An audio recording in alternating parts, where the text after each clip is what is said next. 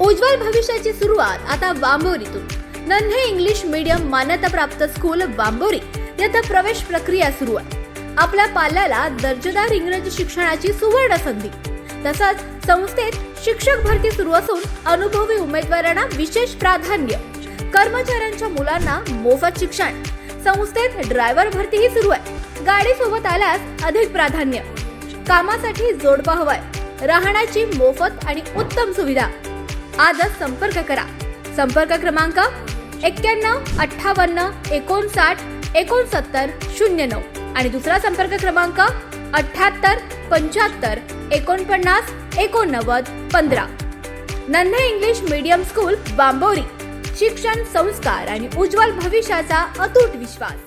या 15 दिवसापासून या फसवी कर्जमाफीच्या विरोधामध्ये या ठिकाणी काही तालुक्यातल्या प्रमुख माणसाला एकत्रित करून हा लढा लढण्याचा आम्ही प्रयत्न केला आणि त्या लढ्यासाठी सुरुवातीला तहसील कार्यालयावर आपण छोटासा एक त्या ठिकाणी आंदोलन केलं, धरणे आंदोलन, आणि एक दिवशी लोकांना संदेश दिला.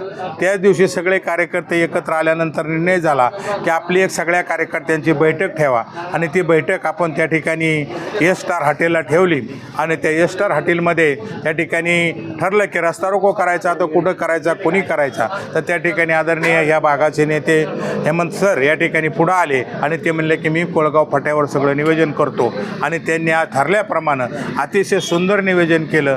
त्यांनी 2-3 दिवस झोपसुद्धा घेतली नाही. त्यांना मनापासून धन्यवाद देतो.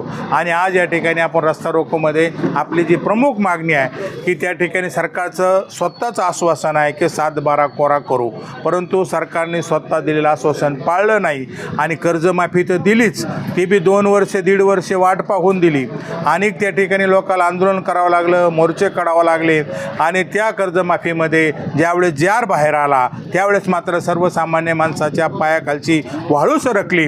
या कर्जमाफीमध्ये कुणालाच लाभ मिळणार नाही अशी परिस्थिती त्या ठिकाणी त्या जारमध्ये आहे. 19ला ज्याला लाभ झाला त्याला तो लाभ मिळणार नाही. ज्याला 50,000 रुपयाचा लाभ द्यायचा आहे त्याने आधी पहिले असणारी त्याची 1 लाख असेल, 1.5 लाख असेल, ती वरची रक्कम भरायची, मग त्याला तो लाभ मिळणार आहे. 19ला ज्याला लाभ झाला त्यालासुद्धा 50,000 देणार आहेत, पण ते सुद्धा त्याने ते कर्ज भरल्याशिवाय देऊ शकत नाही. त्याचबरोबर ज्याला 25,000 30,000 पगार आहे, कोण कारखान्यात काम करतोय, वॉचमॅन आहे, त्यालासुद्धा त्या ठिकाणी त्या कर्जमाफीतून त्या ठिकाणी वगळण्यात आलेला आहे. त्याचबरोबर त्या ठिकाणी आपण सगळेजण पाहतोय की अशा अनेक जाची काठी आहेत. त्या जाचं काठीचा जर अभ्यास केला तर तेवढी मोठी गाळण आणि चाळण सरकारने लावली आणि त्यामुळं ह्या सरकारच्या विरोधात कुठंतरी एकवटण्याची गरज आहे. आणि त्याचाच भाग म्हणून आज आम्ही या ठिकाणी रस्ता रोको ठेवला. त्या रस्ता रोकोमध्ये आम्ही 2 मागण्या एक्स्ट्रा केल्या. एक MSCBनी अतिरिक्त भरनेम लादलेला आहे आणि ग्रामीण भागात गावठाण सोडलं तर संध्याकाळी 6 ते 9 लाईट नसते. अभ्यासाचा प्रश्न आहे, इचूकाट्याचा प्रश्न आहे, लोकांच्या जेवणाचा प्रश्न आहे आणि तोंडात घास घालायला सुद्धा अंधारात घालावं लागतोय. आणि म्हणून करता ते भरनेम जे केले 6 ते 9 ते रद्द करावं. आणि दुसरी आमची मागणी आहे की वरही जरी कर्जमाफी असल्या फसटूट केल्या तरी शेतकरी त्यातून बाहेर येणार नाही. शेतकरी जर बाहेर आणायचा असेल तर एकदा 7-12 कोरा करणे आणि त्याला हमीभाव देणे.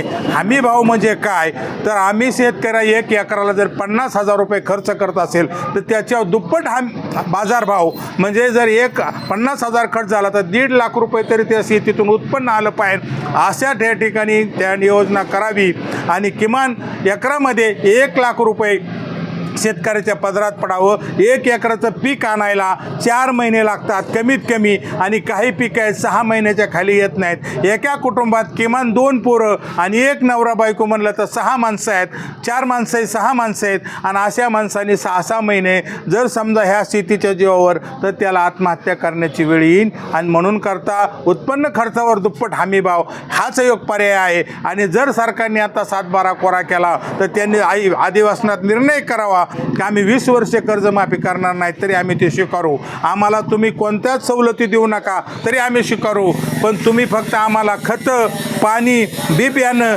ही वेळेवर द्या आणि कमी दरात द्या आणि आम्ही पिकवलेल्या मालाला हमी भाव द्या. एवढाच अजेंडा आमचा आहे. आता जनता पेटलेली आहे. उद्याच्याला उद्रेक होणार आहे. रोहित पवाराला दिलेलं आश्वासन उद्याच्याला ते पूर्ण होते. उद्या 20 तारखेला जर मुख्यमंत्र्यांनी बैठक घेऊन निर्णय नाही घेतला तर आम्ही 22 तारखेला श्रीगोंदा तहसील कार्यालयावर भव्य त्या ठिकाणी शेतकऱ्याचा मोर्चा आणणार आहोत आणि त्या मोर्चातून आम्ही पुन्हा एक महाराष्ट्र सरकारला संदेश देणार आहे आणि त्याचं पुढचं आंदोलन आमचं ते त्या ठिकाणी गावागावात उभा राहणार आहे. आणि म्हणून करता या तालुक्यातले राष्ट्रवादीचे माझे सहकारी मित्र या ठिकाणी हरदास आबा शिर्के आहेत, हे सगळे इतर पक्षाचे जे प्रमुख आहेत त्यांनी या ठिकाणी आपण सगळ्यांनी या सरांच्या नेतृत्वाखाली या ठिकाणी आपण रस्ता रोको केला. त्या रस्ता रोकोला आपण आल्याबद्दल मनापासून धन्यवाद देतो. आणि ही लढाई आमची सुरू झाली.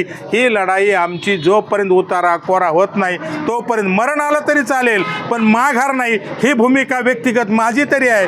लोक किती साथ देतील, किती बरोबर येतील तो नंतरचा प्रश्न आहे, पण ही घेतलेला ते विषय जो हातात आहे त्या सर्व शेतकऱ्याला कोणी वाली राहिला नाही, त्याचा आता वाली म्हणून आम्हाला सगळ्याला एकत्र व्हायचं आहे. आम्ही बघितलेलं आहे की लाखोचे मोर्चे निघाले, मराठ्यांचे नेतृत्व नव्हतं तरी समाज एकत्र आला, जिल्ह्यात एकत्र आला. हा तर शेतकऱ्याचा प्रश्न आहे आणि मला विश्वास आहे की या राज्यातला शेतकरी, तालुक्यातला शेतकरी जागा होऊन उद्याच्याला जो शेतकऱ्याच्या प्रश्न पुढे येईल त्याच्या पाठीमागे उभा राहील अशी भूमिका या ठिकाणी लोकांना पटवून देणं आणि हाच आमचा आंदोलनाचा अजेंडा आहे. आणि हा अजेंडा परत नेऊ, शेवटपर्यंत नेऊन आम्ही शेतकऱ्याला न्याय देऊ, एवढीच आमची भूमिका आहे.